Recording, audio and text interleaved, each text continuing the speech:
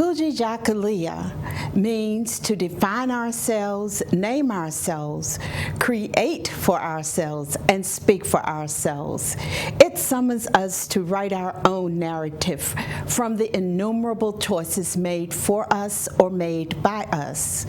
The lighting of the second candle is a reminder of the need to be self-determining and respectful of self and others, and to understand that each of us has value in the totality of the community that we live in.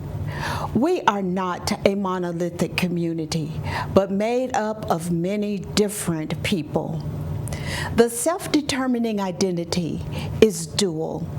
There is one's individual identity, and there is our collective identity.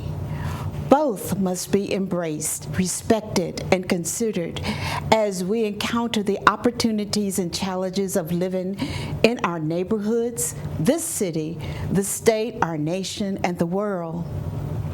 One's individual identity queries three questions. First, who am I? I must know and live my history and practice my culture, which is centered in my family and home life. Second, am I really who I say I am?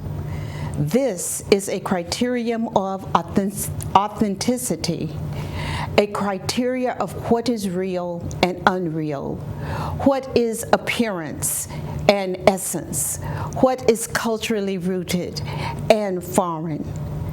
And third, am I all that I ought to be? Am I measuring up to the ethical and cultural standards which measure men, women, and children in terms of the quality of their thought and practice in the context of who they are and must become in both an African and human sense?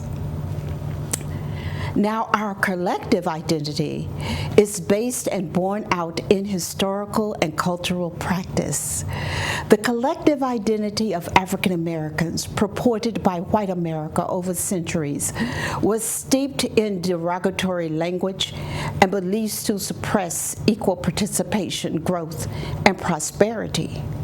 Second-class citizens, 3/5 of a human being, lazy, drug addicts, poor, criminals, limited mental capacity. Despite that, African Americans have known that they are gifted, ambitious, and well able. Our greatest enemy is allowing stereotypes to bind us. Kujichagulia, self-determination, has been an imperative for all generations of African Americans. Our slave ancestors suffered harsh, cruel treatments, beatings, lynchings, maiming, designed to strip them of their humanity and dignity, to strip them of their cultural mores. They were forbidden to practice their native traditions and use their native language. We are so thankful for those who were determined to survive and endure the fear and physical shackles so we could be here today. Though emancipated from the slave system, our elders suffered through Jim Crow segregation, designed to demean, oppress, and suppress access to ownership, education, and constitutional rights. They were determined to survive in America's industrial age, thousands enduring migration to the North to overcome emotional shackles, to lay a foundation for my generation. Now we live in the period of integration where racial prejudice is manifested in social inequities and social injustice. Even though substantial numbers of African Americans are thriving in mainstream America, determined to be American without a cultural adjective, a great divide continues. We must be determined to diligently remember and share the African American historical and cultural journey so that our cultural attributes, our genius, and contributions will not be completely appropriated by others, and our creativity and invention not be forgotten. Think of jazz, drumming, rapping, soul cooking, and stoplights.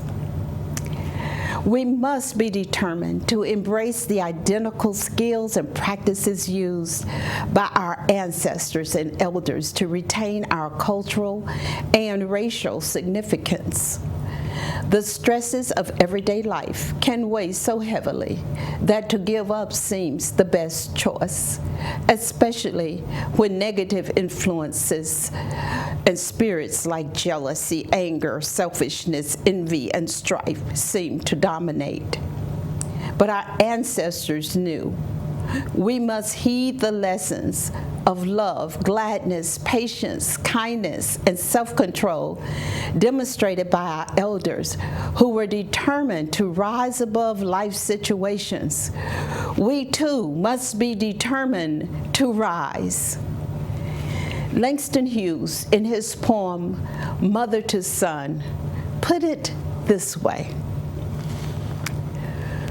Well, son, I'll tell you, life for me ain't been no crystal stair. It's had tacks in it and splinters and boards torn up and places with no carpet on the floor, bare.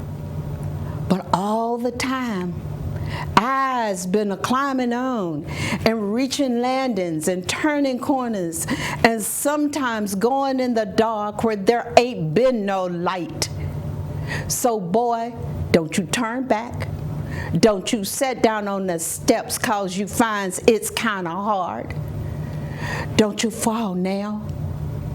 For I's still going, honey. I's still climbing. And life for me ain't been no crystal stair. Kujichagulia, self-determination.